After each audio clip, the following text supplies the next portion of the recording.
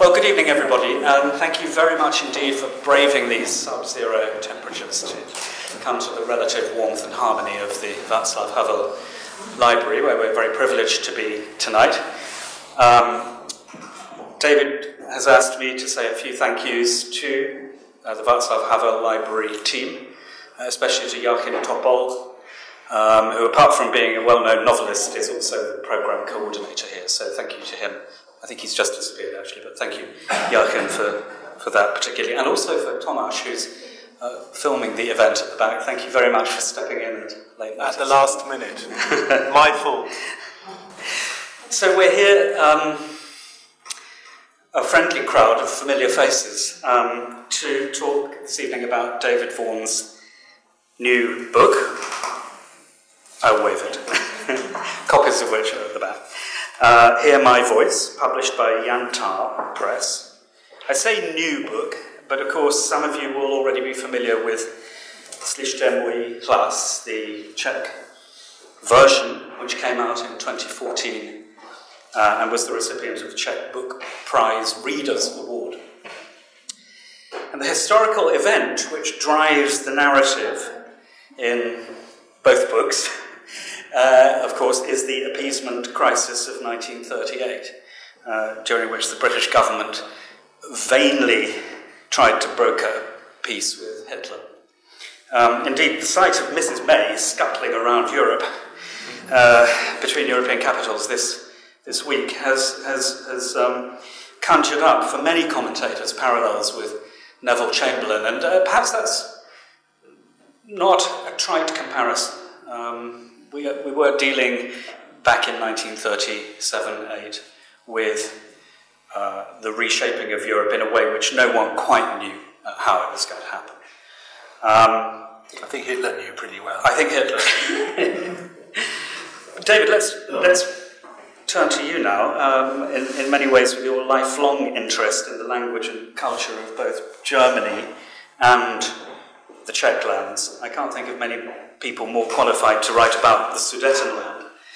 But there's also, of course, the fact that you're English, which allows you to offer some kind of commentary on the actions of the English, their diplomacy, their politics, their journalism, and their Englishness. So perhaps we could start by my asking why you felt personally so strongly about this particular subject as a topic for your novel, and also, incidentally, why you chose to write it in Czech first. Well, I suppose, given that English, German, French and Czech are my languages, I suppose it's kind of an obvious story because it brings together all four of them rather nicely, so that was a nice one of the things that made me interested. But I really stumbled upon this particular story, which I've kept coming back to. There's even a third book which I've written about it, which is a history book which I wrote 10 years ago. I stumbled on it more or less by chance when I was working at the International Service of Czech Radio, and I realized that the archives were full of these amazing recordings from 1937, 1938, less so from 1939, which just the Czech Radio Archive is one of the richest archives in radio archives in the world. And there were recordings that were really from virtually every single day in the course of 1937 and 1938. And I got interested in this, and I discovered the recordings in all sorts of different languages, not just recordings of Czechoslovak radio, but also recordings of other stations, including legendary voices like that of Ed Murrow, one of the great American broadcasters. And it was all there, and I just got addicted to this archive. And initially, I made a program for the BBC called for BBC Radio 4 called Archive Hour, the Archive Hour, which is a radio program where they look in the archives. I made a documentary for that program, and then I got a commission from Czech Radio. Sorry, being anachronistic, from Czech radio to work this up further. And what I did, I wrote a kind of documentary drama using authentic archive recording, which was in 9 episodes, which kind of told the story of what happened through the Munich Crisis. And when I'd finished that, I kind of still had all this stuff buzzing around in my head, and so I said to the publishing arm of Czech radio, I keep saying Czechoslovak radio, it's an interesting slip, of Czech radio, whether they would like it as a book, and they said yes. And then the moment I started writing the book, I kind of realised that I had no choice but to write it as a novel, so I very reluctantly became a novelist, and that's what this book is. And there's also these series on a DVD in the back. And then after that book was quite successful and people said nice things about it, it gave me the confidence to write an English version. Yantar Publishing, which is a very nice little publishers in London who publish lots of Czech writers in translation. They commissioned it, and that is how I came to write the English version. I was also very lucky that, as a result of having won a prize with this book, I had a month in the Villa Decius in Krakow, where I was able to sit down and actually.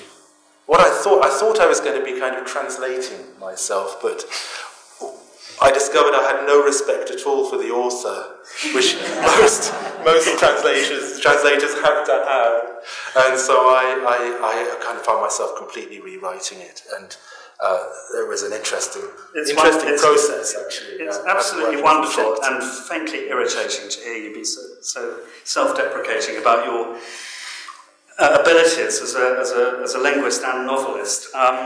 But when we were talking about this, because this isn't the first time we've done this double-hander, is it? We did something in the Bubny Station. The Bubny Station earlier in the year.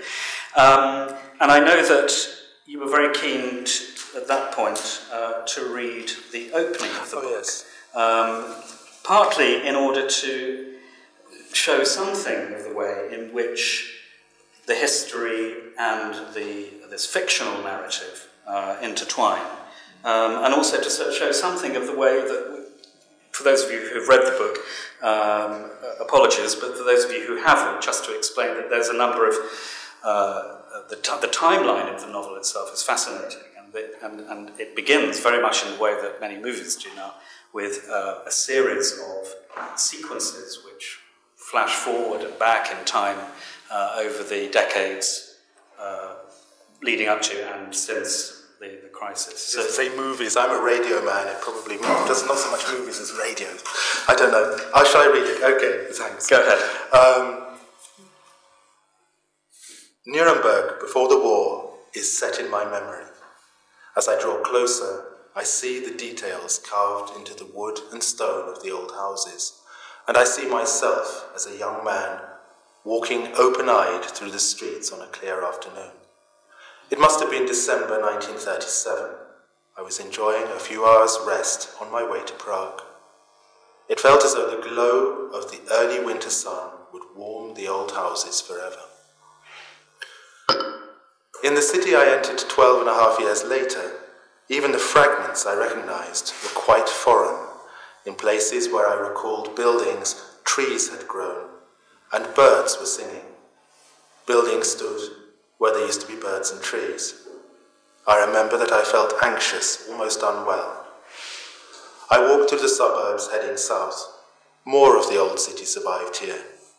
Somewhere among the villas, with their gardens turned over to vegetables, a child was practicing scales on the piano, and for a while the sun came out. It was almost evening when I reached the Zeppelinfeld. This was a place that I knew not because I had been there before. During my few hours here in 1937, the party rallies had been the last thing on my mind, but because a few months after that first visit, I had been carried there on the airwaves on a September evening when the Führer's voice played on the world's eardrums. Another 40 years have passed. I am an old man, and I would like that sound to fade into a forgotten past. Instead, it is drawing closer, humming loudly in my head. It's terrific, thank you. Touches of Brideshead revisited in the opening there. Wow. I'm allowed to say things like that. It's revisited. Yeah, absolutely. It's a beautiful opening, and it leads into a novel which is an incredibly complex piece of scene painting with an absolutely enormous cast of characters. I'm very pleased, David, that in the English version there's a sort of addendum at the back with the names of them all, so you can look up these historical characters, find out about them.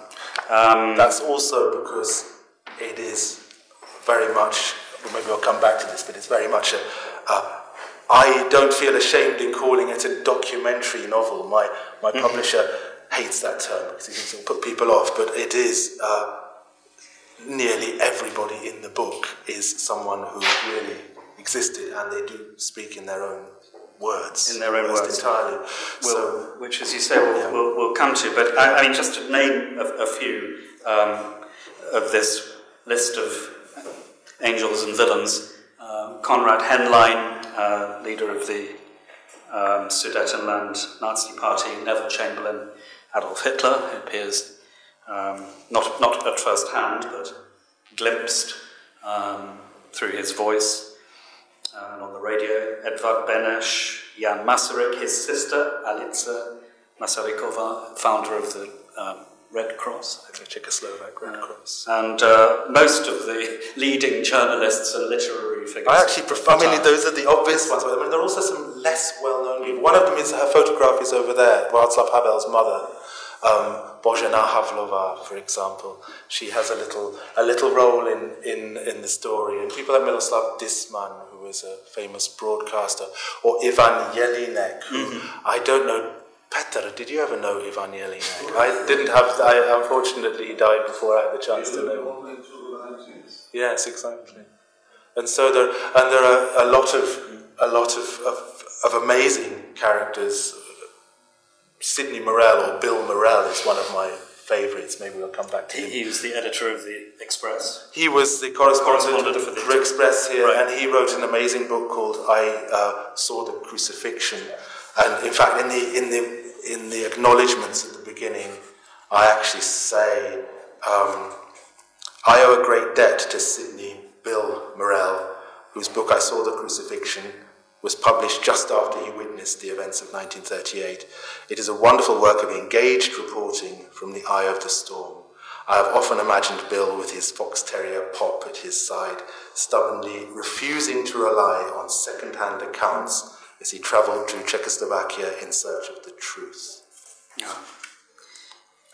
And we'll come back to that again and again, as you do in the novel, In Search of the Truth. But what I was going to ask you about, faced with this enormous panoply of places and people, was there any point at which you felt overwhelmed at the prospect of charting a narrative path through such dense waters? How did you go about the process of researching and deciding what to put in, what not to put in, and so forth? Also, about 2/3 of the characters I ended up throwing out because there were just so many of them. But in a way, that helped me enormously, having all these people who had lived through those events, nearly all of whom wrote about them, or their voices were preserved talking about these events. And it meant that it gave me a huge opportunity just to be able to draw from all these different sources, and that was really an advantage. I mean, obviously, it was tough. I had to be very careful not to make it top-heavy with all this material, but they kind of pull the story along, and I'm kind of just there being pulled along with it as the writer, which is another reason why I call it a documentary novel, because that's how it came about. It's not a historical novel in the sense of you have characters and you're setting a story in a historical context. The historical context kind of is the story, and the characters are created, as it were, by that. And you've also spoken to me previously about the lack of, or the fact that in this kind of novel, the characters can't really step out of the events. You can't grow the characters outside what went on, because what went on is so close to them. I think that's why it's a documentary novel. I think that most of us, we have a great deal less freedom than we probably think we have, and we are so much a product of the time that we're in, and we're so much manipulated by the shifting realities in the time that we live in, and we often think that we're far more free agents than we really are. And I think what we see in the development of events in the story is that's what that does to people. And also, in that respect, I felt that because so much of the story is about broadcasting and about propaganda and counter-propaganda, I feel that you can't really talk about propaganda as I do in this book, where I sort of map it sort of step by step what was going on in propaganda terms and in terms of the different sides in the Munich Crisis. You can't really talk about it without talking about the people it affects, the ordinary people it affects, and how it affects them, which is why I wrote it as a novel, because that's how you can show what it's doing to people, if that makes sense. Absolutely. I want to actually develop this and hear more from you about propaganda in general. Preparing for tonight, I came across this from Havla, from his 1991 essay, Politics with Conscience, where he talks about the danger of a politics, he's talking about European politics, grounded in an ideological fiction which can rationalise anything without ever having to brush against the truth. I think we see that so much now, and we'll talk perhaps about the synergies between the 1930s and today later on. But could you say more about the propaganda machine, how it worked, and the effectiveness of it? Well, I mean, obviously, that question about reality, I mean, well, one person who's written wonderfully about it is Hannah Arendt, of course. But it's very interesting that this question of truth really was for Goebbels' propaganda machine.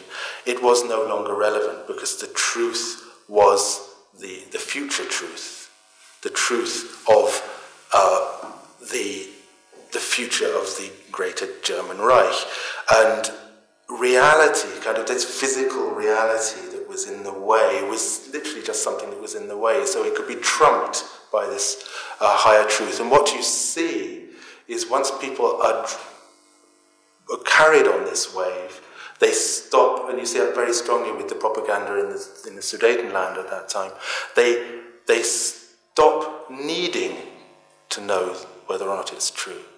And Bill Morell's book, I Saw the Crucifixion, has wonderful descriptions of sitting in the Sudetenland in a pub with groups of Sudeten Germans listening to the radio from the Reich, which is telling them that there are massacres going on in their hometowns where they're actually sitting. And they're sitting enjoying their pint of beer, and they're kind of believing it. And I think that's very interesting, because I think that's what can happen. You can start living in a parallel world, or two parallel worlds, and that's very much what happened, because it was the beginnings of what we see a lot in today's world with the social media, and with the fact that our information sources know no borders at all.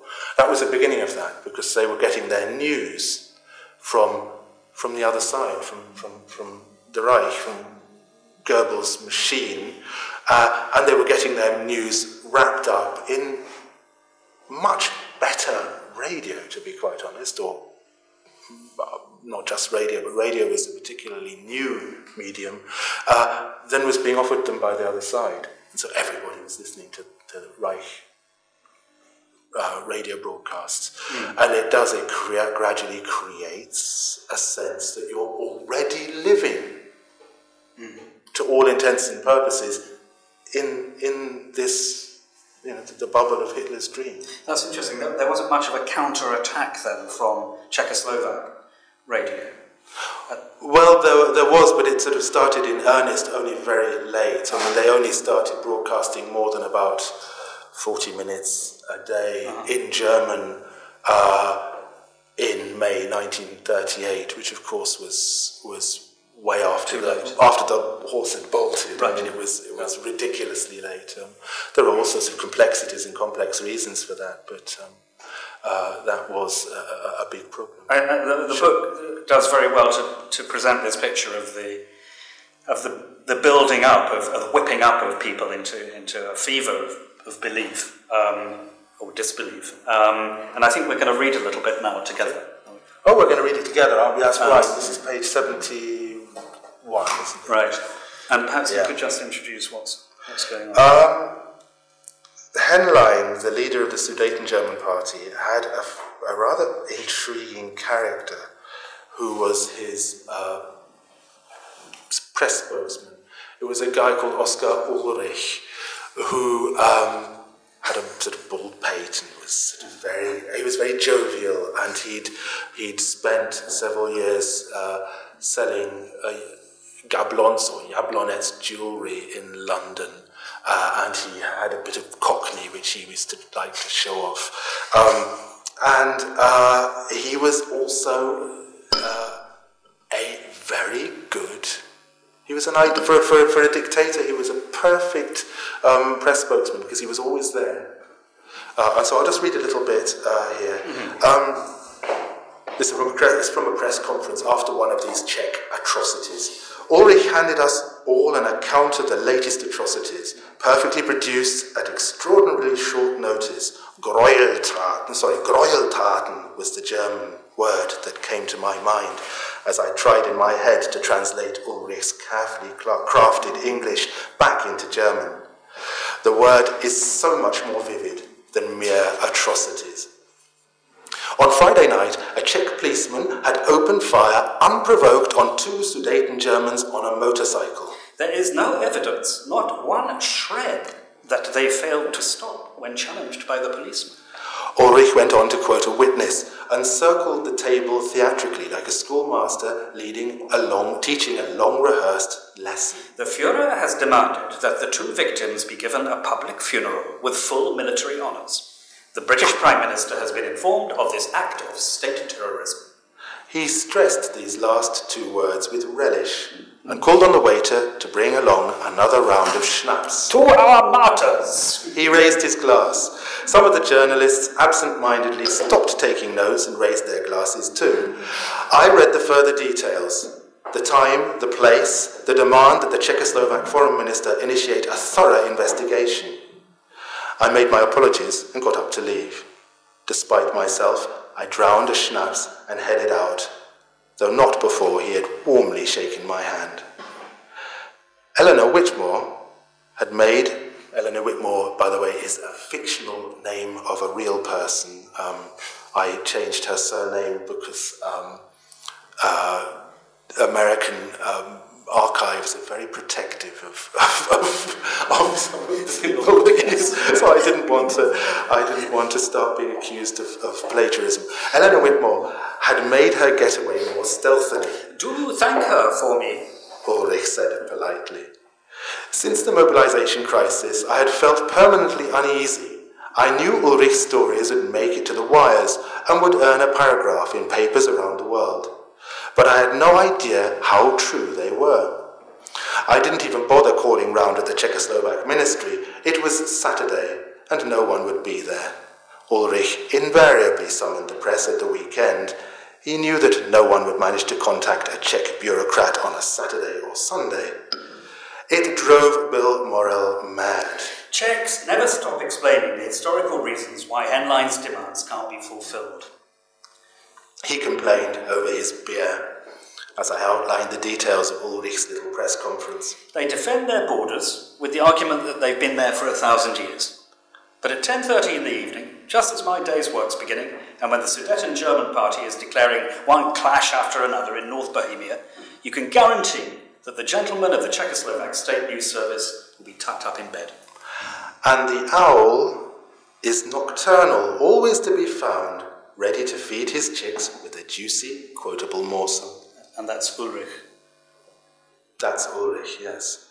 While the Foreign Ministry remains convinced that the true version of the incident can wait till the morning. Truth will prevail. I was taken aback by the irony of my own words. I had changed in the last months. It was slowly dawning on me that truth, for people like Ulrich and for millions of other adherents to the German Revolution, lay in the future. Present reality was just an unfortunate obstacle that would need to be removed. If the journalists were willing to play his game, so much the better. For all the unrest, the local elections went ahead. By the way, I wrote this before the annexation of Crimea and before the election of Trump, so maybe I was quite good at predicting the future.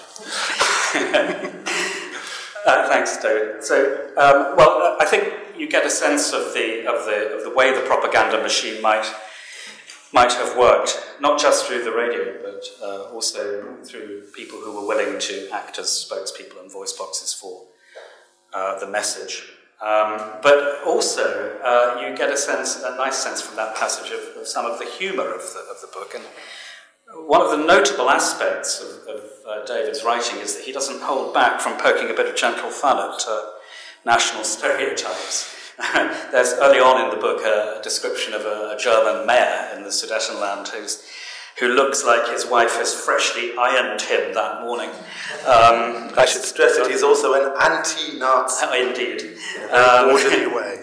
And there's real humour later at the Alcron Hotel when the British envoy Lord Runciman arrives in Prague to attempt to mediate the Czech question. And to me, this is one of several sections where the press circus. It was always called the Czech question, by the way. Yes, not the Czechoslovak. Yeah, they always called, because it was very useful. It made it a Czech problem. The Czech question, basically, the problem was ultimately Hitler. But if you call it, it's always called the Czech. It's like the Judenfrage, isn't it, or the what's called the Romska otázka in this country. It's pointing a finger. Pointing the finger. Let's see what he makes of it anyway. The reason I'm just about to read this piece here is that it perfectly captures, I think, how the press circus works. It's a world that you're used to, I know, David. But it reads like something out of the Marx Brothers. See if you agree. So the lobby of the Alcron, Prague's most luxurious hotel, was bustling with activity. 150 journalists were fighting for space, speaking a dozen different languages. Every now and then a tripod or a camera flash crashed to the ground. A wooden dais had been set up in the main lounge. A fresh-looking Lord Runciman came down from his suite upstairs, but quite suddenly his face fell. There seemed to be a problem. And I, that's the narrator, was quickly asked to interpret. Robert Stopford, who seemed by far the most approachable and good-humoured member of the British delegation, looked slightly bemused. "The statue," I overheard Lord Runciman whisper into Stopford's ear. The problem soon became evident. There was a larger-than-life marble female nude at the back of the lounge, just behind the microphone at which Lord Runciman was due to speak. I remembered that the Viscount was a staunch Methodist, teetotal, and of strict Puritan morality. Stopford went to see if the statue could be moved, but it was very much a fixture. "What a pity she hasn't got wings. She could be represented as an angel of peace," he remarked, well out of earshot of his delegation leader. I had a word with the eager-to-please hotel manager, and in a few minutes the microphones were moved to another corner. The whole circus with cameras and cables and tripods began again, and at last Lord Runciman was able to begin with proper dignity and aplomb. Aptly enough, for a leading British Methodist, he began by quoting John Wesley. "I come as a friend of all and an enemy of none." And that was pretty much it. At no point in his very carefully worded short speech did he point out that no one in Czechoslovakia, on one side or the other, had actually invited him. Instead, he contented himself with the words, "I am delighted that everyone has said that my presence will be welcome." Even that was stretching the truth to its limits. David, why do you feel humour is so important to this book? There just is humour there, and I mean, if you follow politics or if you're a journalist, you encounter it all the time, these absurd, surreal situations. And it's almost too easy to mock Chamberlain and Runciman and these people, and it's ground that's already been covered a lot, and so I hope I don't just mock them, because there is humour or there is absurdity or surreality on all sides, and it's kind of very much part of the story. And I think that in terms of writing, and obviously I hope it makes the story more lively and more real. And I think that I don't know, if I look at my own nature as a person, I think I'm probably a mixture of melancholy and ironic humour generally, and so it probably comes out in the way I write as well. There's a line shortly after that where your character Ilse, who threatens at one point to become a sort of love interest, the whole thing it doesn't go very far, does it? Almost turns into a romantic novel, where she says something like, that humour is all we have to cling on to. Well, she's a Sudeten German, and I just remembered I had two friends many years ago when I was very young, sisters who were Sudeten Germans living in Berlin, and they both had this amazing sense of humour, and I gradually realised when I met more of their family that it was because Sudeten Germans, to a certain extent to this day, are still outsiders in Germany, and they're a bit different, and I think that was always the case, and that's one of the ironies of the fact that Hitler's championing them, because he wasn't, because he didn't really know them, and so that is part of being an outsider. I think that humour, that if you lose it, then you're lost. And I think that's certainly true. And actually, the narrator is a bit humourless. The narrator himself. I don't know if you want to talk about the narrator. Well, we're moving on to that bit of our discussion. He's really a bit dull, our narrator. Yeah. I knew you'd say this, because we've spoken together a lot about your book. Well, he said when we first talked about it, he said, I can really see you in the narrator. Yeah, for every other good reason. He's hopeless. Even the love interest doesn't work out. That is true. I know you have much more invested in some of your other characters, particularly Father Reichenberger, we'll talk about in a minute. But let me press you on the narrator for a moment, because I think, well, for me, one of the successes of this book is that Bildungsroman. You have this young man, he grows up in the East End of London, the son of a Silesian father and a Czech mother. Doesn't sound very Brideshead Revisited, does it? It comes to that. But you feel that this is an adventure for him. He goes off at in the company of this retired sea captain. There's a sort of bit of Chapek going on there as well. And and ends up in this faraway land of which he knows something because of his mother.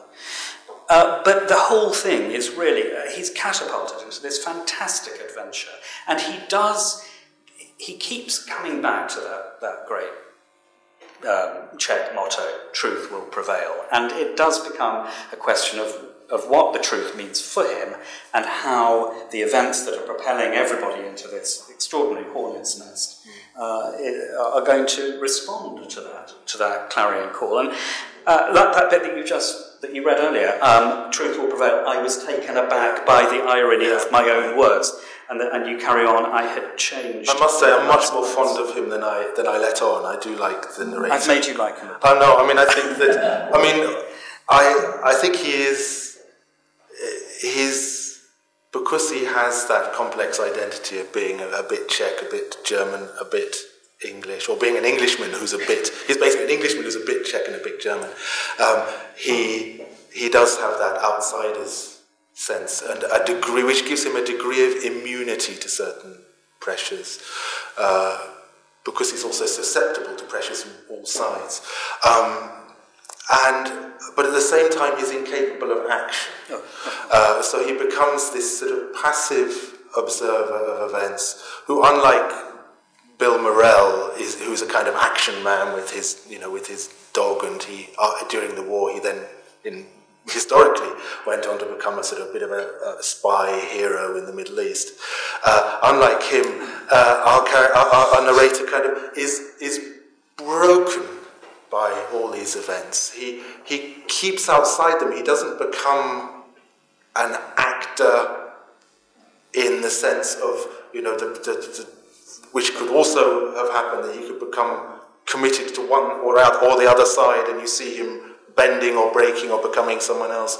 But he literally loses his voice because his job is to interpret and to translate. He actually literally loses his voice at one point in the book. Yeah, I have to say I warm to him, even though, of course, no one is capable of action. I think in a sense, if I'd been really consequential, then I would have had a narration that would have broken down as these competing realities hit the narrator. But then it would have been a very different book. It would have been very hard to write, and it would be probably very hard to read. But logically, the fact that the narrator kind of remains just about consistent and reliable is... Yes, I agree with you. He is a reliable narrator in that sense, but he's also a person who's searching for his own version of the truth. And I'm so sorry. Somebody else. There might be a version of the truth. This is Simon's version of the truth.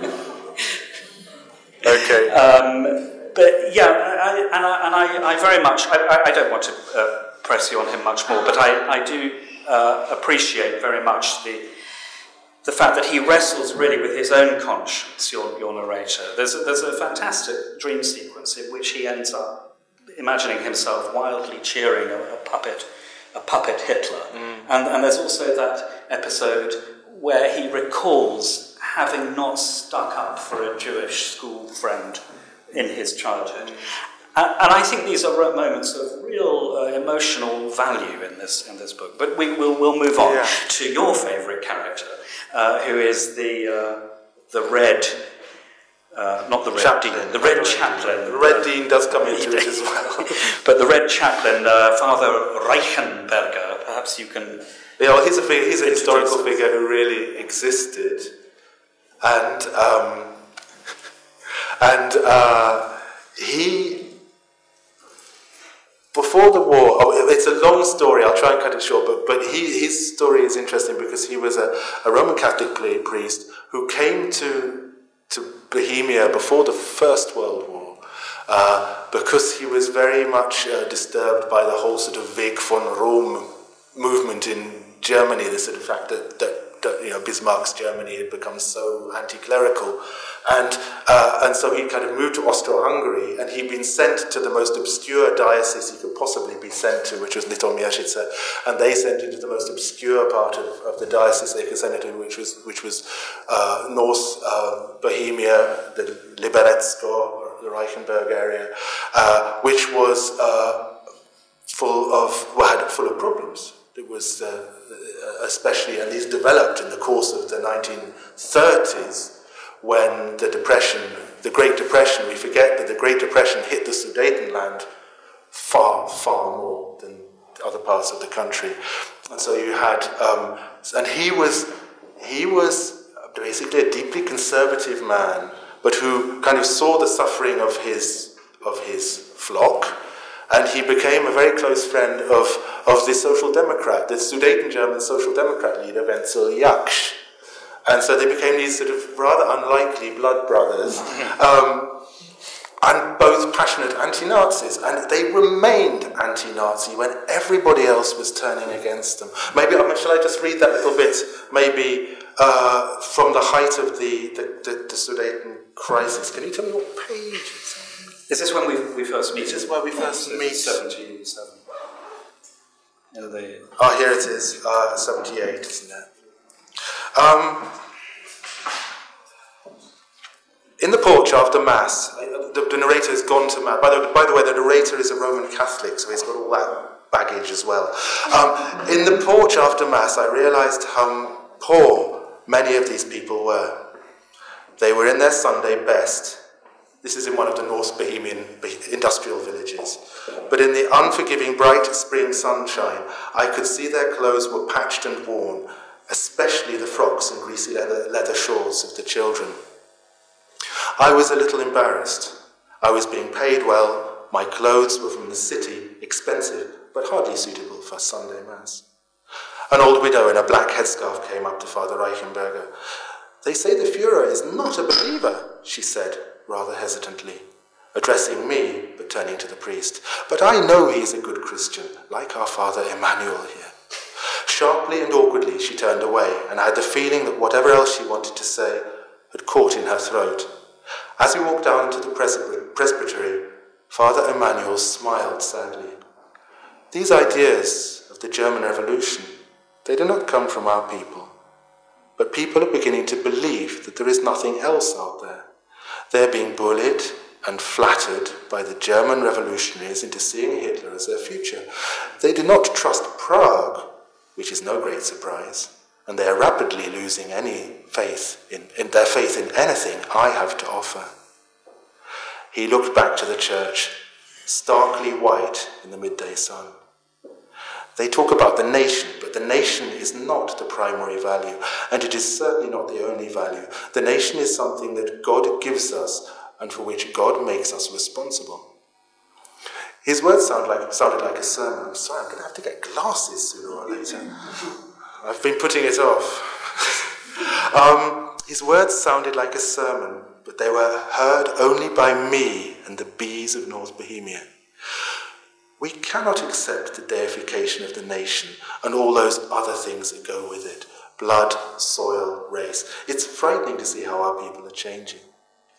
By now he was quite animated. It was clear that Father Reichenberger was glad to have someone to talk to about ideas that had been turning over in his mind.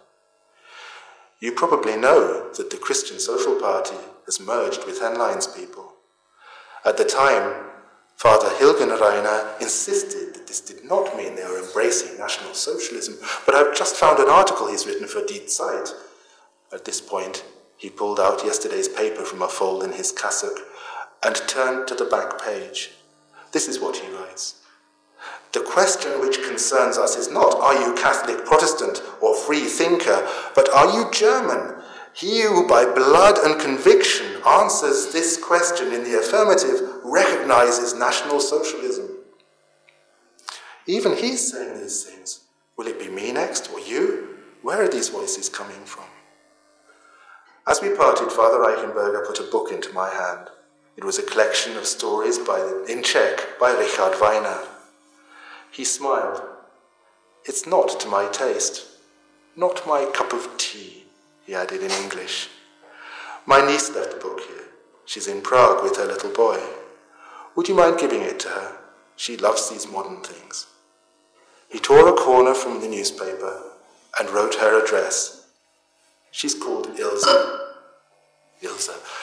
And then you expect there to be a romantic interest, but it doesn't really come to much. Yeah. So that's Reichenberger. Yeah, that last sentence of his about this work being too modern for him reminds us that he is a character who sort of hankers after the Austro-Hungarian empire almost, isn't he? Yes.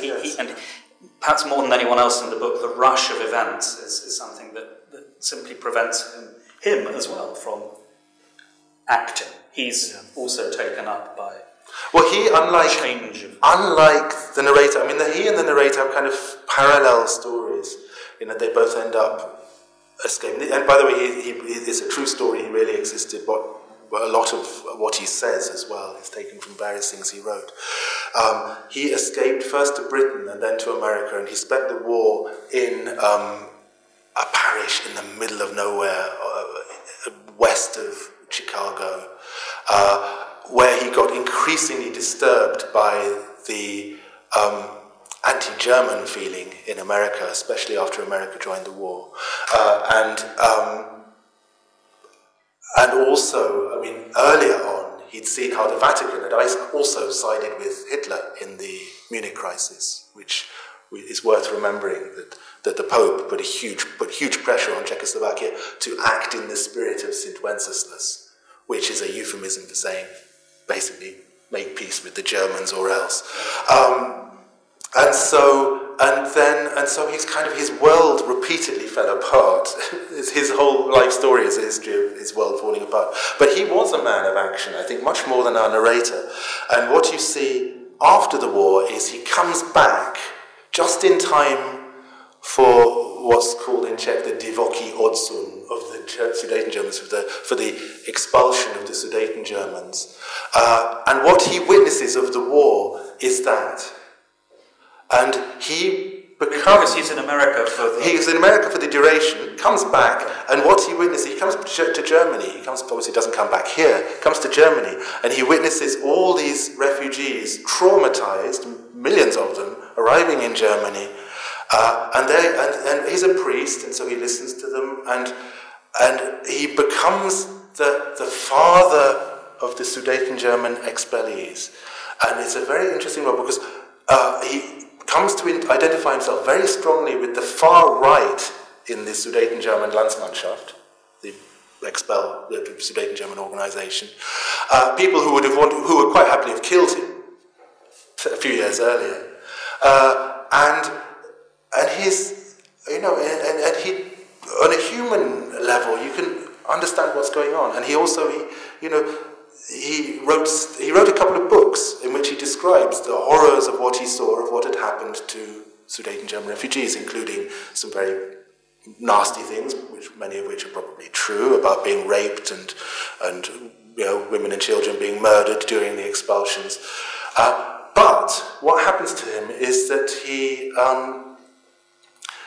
in the books that he wrote afterwards, which is where I draw the post-war character from, they are viciously anti-Semitic and anti-Czech. They blame the Czechs and the Jews for the war, which is an extraordinary turnaround. And he also uses language in these books which comes straight from the Third Reich.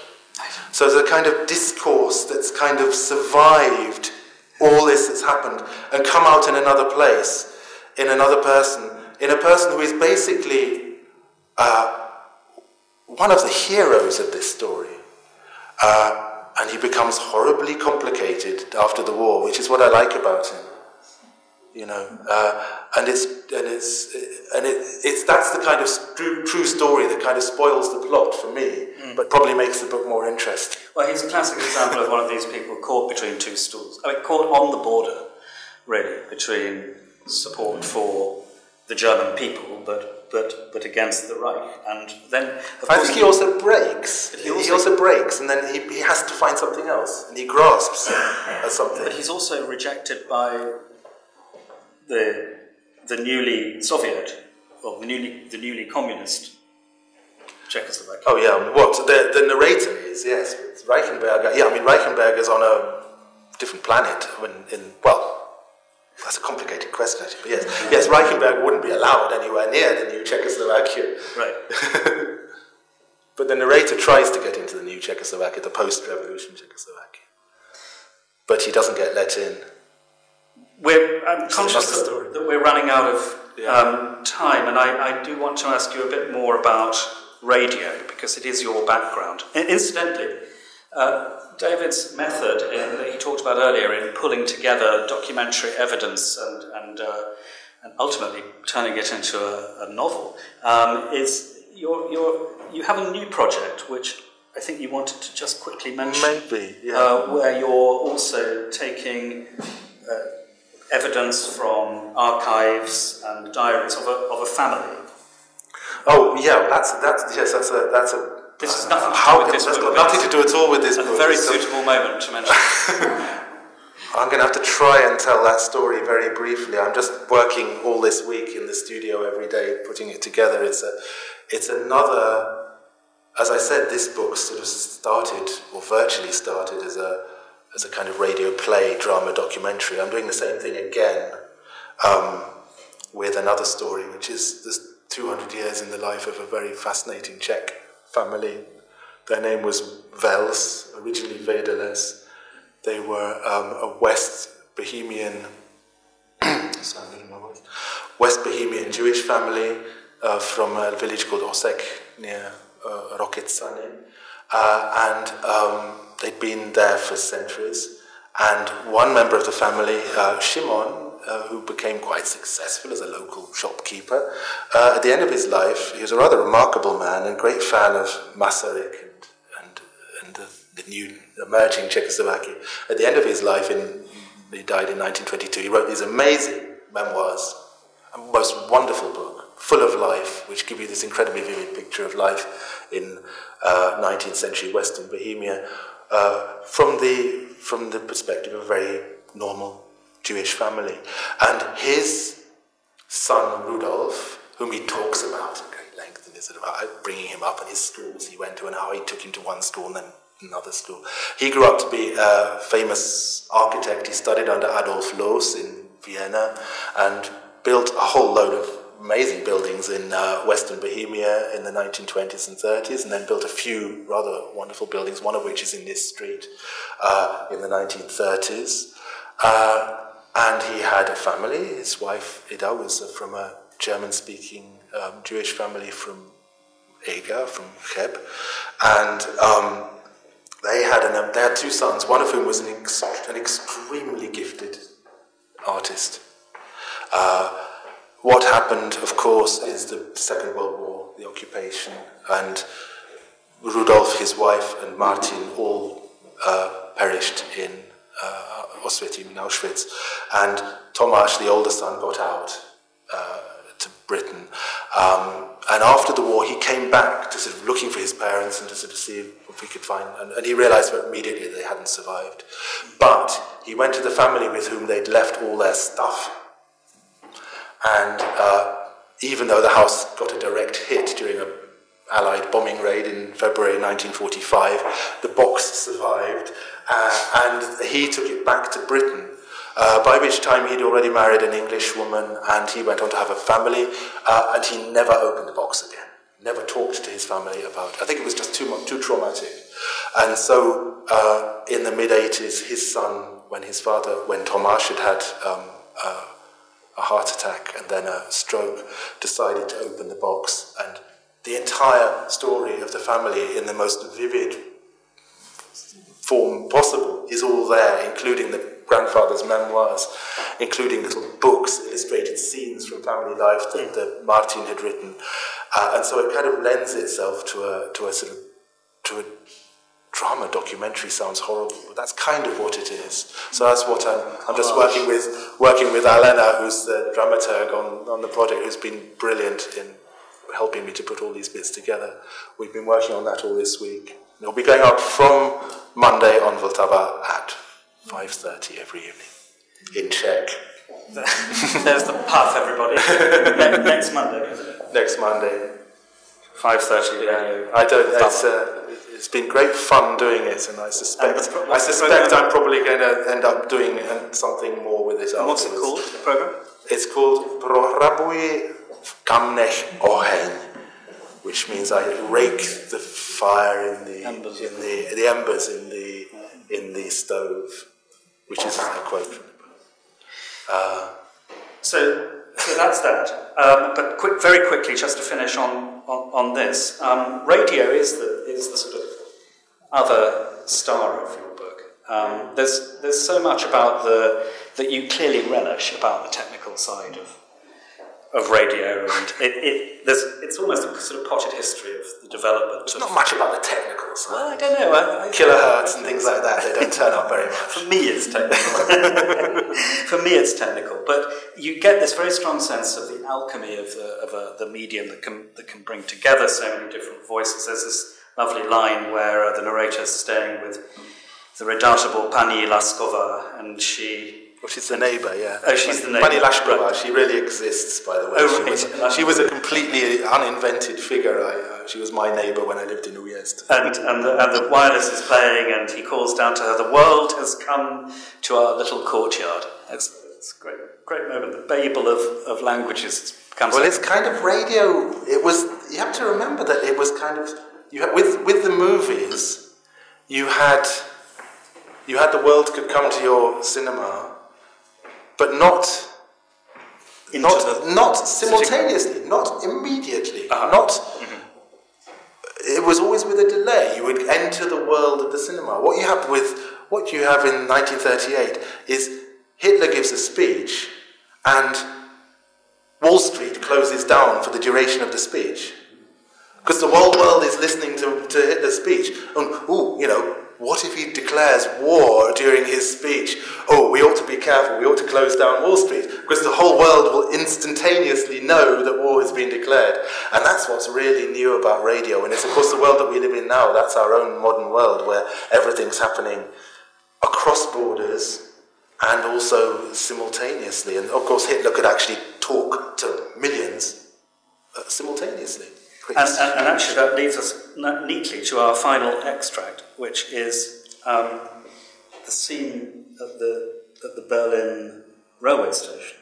Oh yeah! All the journalists are making their way to Berchtesgaden, where Hitler is going to be giving a press conference. But en route, they all meet up at the radio station, and there's a sort of the railway station, and there's a sort of impromptu radio broadcast from the station. Yes. What page is this? I've got 137. So over to you to read as much or as little as this is. My eyesight again. I thought 131 was 137. This is terrible.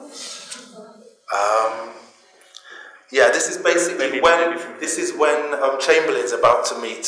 The Chamberlain had his three famous flights to Germany, where he met the Führer, and we all know the scene when he came back got off the plane waving the piece of paper.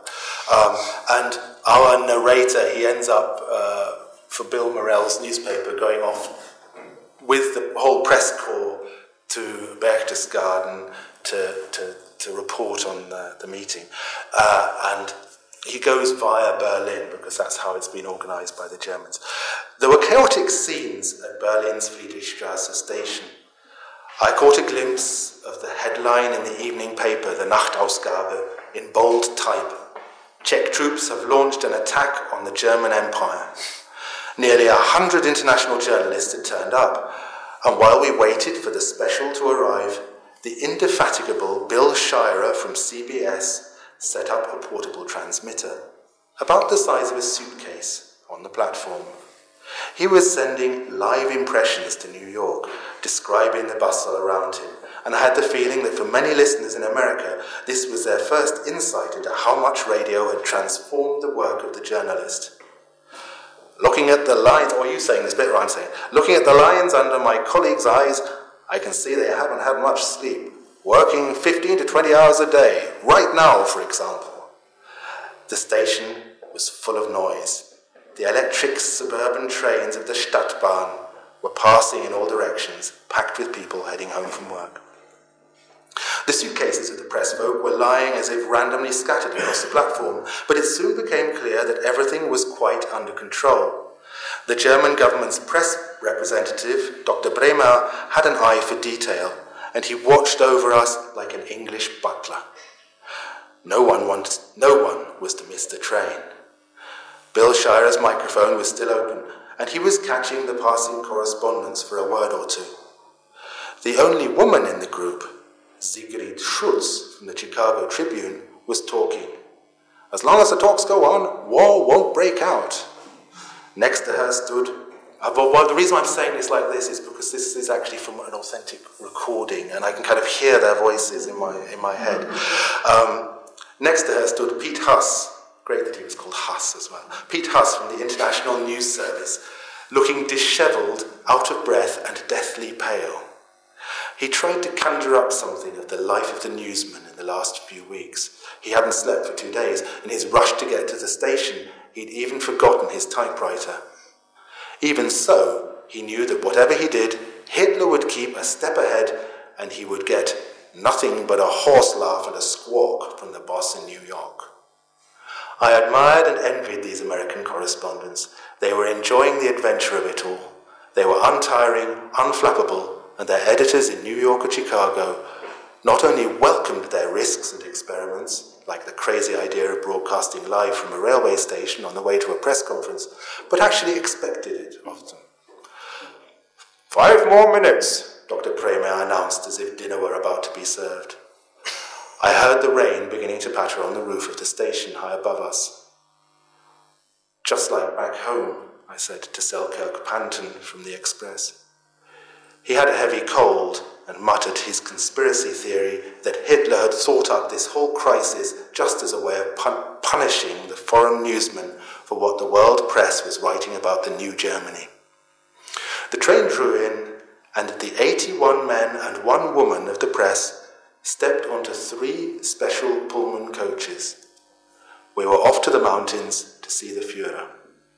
Yeah. Thank you. Well, we're almost up for discussion time, although there will be a little time for questions, if you're happy to yeah, field them. But we can't leave Mrs. May. Oh no. I do want to talk to you about... I haven't lived in Britain for nearly 30 years.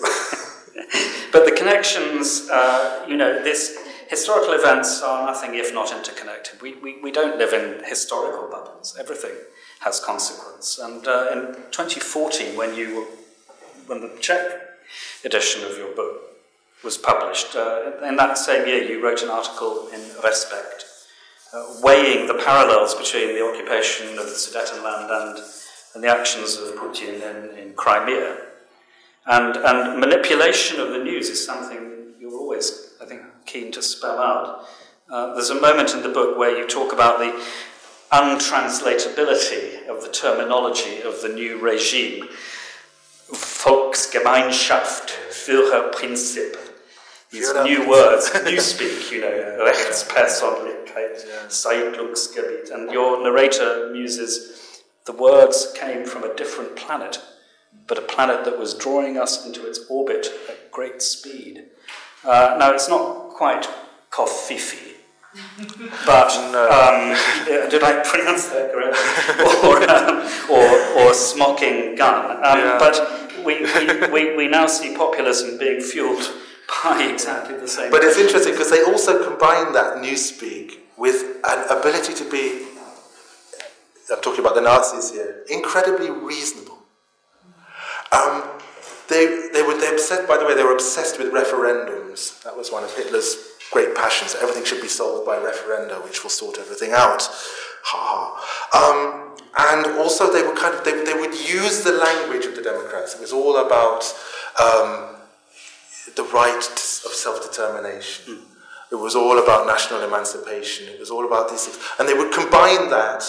I mean, they would, in all seriousness, the Sudeten-German delegation were telling Runciman that they wanted to turn Czechoslovakia in 1938 into a new Switzerland. I mean, I'm sure they were sort of crossing their fingers behind their backs, but it's very interesting, this combination of the very reasonable and the extreme, because I mean, at the same time they were ranting to their own people. That there was during that, just a week before the before Ranciman arrived, there was this huge sports event in Breslau in Silesia, which was a huge celebration of Nazism, and with these speeches and this sort of really overtly expansionist rhetoric. We're going to bring all the Germans together in this brave new world, combined with that sort of language. But I'm ultimately I'm a journalist rather than a historian, so I'm very interested in these patterns of what happens, the type of the ways, techniques of persuasion, and of what impact they have, and how hard it is often to battle against the more unscrupulous versions of this, because once you have people breaking the rules, once you have people, like as Hitler did, breaking the rules of international diplomacy, once you have people crossing borders and then creating new realities and then starting to negotiate, then you're playing a completely different ballgame. And it doesn't take long for things to normalise and for people to accept it. Yeah, right. Yeah. And also this idea of, which is a very familiar one in our own time, one of the processes that you see through the 30s is this gradual sort of personalisation of politics. That it all became politics. Hitler was very effective, and the authoritarian leaders in Europe were very effective in this argument that politics through parliament, through government, through debate is not real democracy. Look at Germany. Germany's got 99% support for the Führer. This is what it's really about. And I'm the leader. If I go and come to some agreement with another leader, we sort it all out. It's all awfully simple. We don't want any of this multilateral stuff. We don't want any of this compromise, debate, all the things that we're familiar with, and all the things that you get very strongly from, for example, Beneš's speeches. Whatever people think of Beneš, if you listen to what he was saying in 1938, he was using exactly the language that parliamentary Democrats would be using today, and Hitler isn't. And this stoking of this creation of atrocities, exaggerating stories, telling lies and telling them so often that they cease to matter. It's all very familiar, and they are trends that we see today. I mean, I'd be very cautious about imposing the past on the present, but as a journalist, I think that we're constantly, if we're doing our job properly, Ray, you're a journalist, we're constantly aware of those processes which are there, and the more they become acceptable, the tougher it is. Thank you. On those words, not of prophecy, but of wisdom, let's finish. Let's wrap up. David, I'm enormously grateful to you and to everyone here for having given up their time to come and listen to David's book, or about David's book, and to David's book as well. It's a really wonderful object to have in your library shelves, so if you haven't already got a copy, please do make sure you pick one up. I think there's a few on the table at the back. There should be. But they're special price of 250 crowns, I think. So grab them while you can.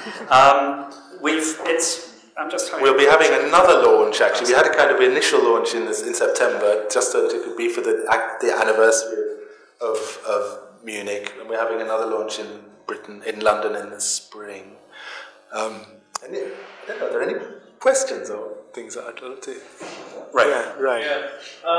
You said that you started translating, and then you said, oh yeah, sure. You said you started translating, and then you gave up on that and just rewrote it. So presumably you think this is better than the Czech version? I think it is better. I'll give you an example. You speak Czech.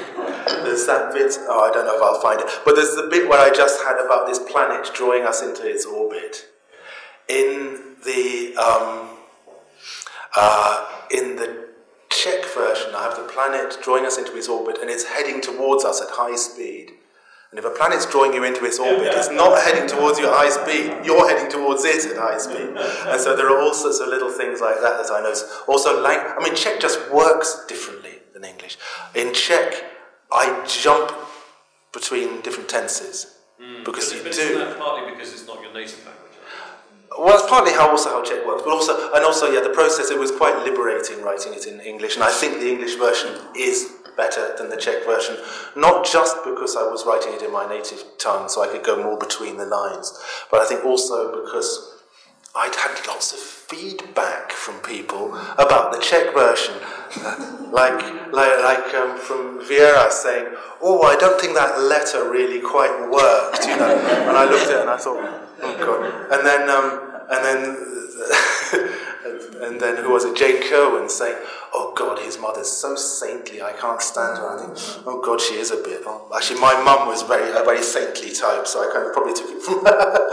But I made her a bit more problematic. So that was in a way a bigger advantage than being able to do it in my own language, was having that extra step of having had the book published, having seen it, and also if you're translating it, as you know, I mean, anybody who's translated or worked it, you look at every sentence and every word and every adjective, and you suddenly see the adjectives that don't need to be there. You suddenly see the bits that aren't very well written, and also I noticed every now and then there was sort of bits, because one of the people who edited the book, the original Czech version, is Alena, who's sitting there. Every now and then I noticed bits that Alena had smuggled in, which I hadn't written, and sometimes I left them there, like the Dachshund, which I rather liked, the man's in Karlovy Vary, but there were one or two other bits that I took out again. Although Alena did a fantastic and very patient job in going through the Czech version, because my Czech is far from being my native tongue. Listen. Yes, I have a kind of Siamese twin-like question. So it's like two questions, but they're very interrelated. There's two statements you made tonight that I found very interesting. First of all, that you had no choice but to write this as a novel. And you also used another term, I'll quote, a documentary novel. So my first question is, what is the grip of the novel, this formidable gravity of the fictionalization of fact? That's my first question. And the Siamese twin is, to quote Emily Dickinson, tell the truth, but tell it slant. Tell it slant. Now, what truths did you have to slant to tell your story? That's all. It's funny, I'd never heard that quote before, and I came across it today in the Times Literary Supplement, and I thought, that's a great quote. Tell the truth, but tell it slant. I thought, oh, maybe I can, so that's great. This book, which is a history book full of footnotes, and this book are telling the same story. It's fiction, but I would say that it's no further from the truth, than this one. I was obsessively cautious, and I sort of kind of been a bit sort of submerged in the whole subject for about 15 years, and I kind of, but there is. So the fictionalization, kind of so much of the fiction is actually quotes. Most of what you heard the people saying there, they actually said maybe in a slightly different way, or they wrote it. So I don't know. I'm not quite sure if it's a novel. I mean, if it's not, I think if somebody were to read it expecting, well, a couple of weeks ago here, there was the launch of a Simon Moore novel where the presenter, Petr Vizina, said, one adjective you can say about this book is sexy. And so everybody's going to go out and buy it, which I'm afraid you can't do with this book. So in that way, it's probably not quite a novel. You know what I mean? The story isn't told in that way. but I've had lots of people saying that it's readable, and that they enjoyed it, and that it's compelling. Yes, I've had people saying it's compelling as well, and yeah. It's a page turner, but not in that way. Can I come in? Because I'm one of those people who told David after I read it that I thought what he'd achieved was absolutely seamlessly to combine the fact and the fiction, unlike some professional historical novelists who parachute in the historical event, but it's sitting there like a lump in the middle of the fiction. And I've been thinking about this since, and I think it's because you really come to know and understand your characters, that you're so absorbed in them as people that you can actually move them around and you know what you're doing with them because it's real. Well, it's certainly become real for me. I mean, most of the characters, I've also heard their voices through these archives, which is a very odd process of spending long periods of time in radio archives listening to people's voices, where you hear their tone of voice, you hear the sorrow, or you hear the ecstasy, and you hear the sighs, and the famous, one amazingly moving recording of the Czechoslovak justice minister bursting into tears live on air as he tells the Czechoslovak people that we can't fight. Imagine what it would sound like today, if Prime Minister Babiš were to burst into tears live on air, tell us. Bookcheck did exactly the same thing, exactly 30 years later, but and that was at the end of August '38 when he came.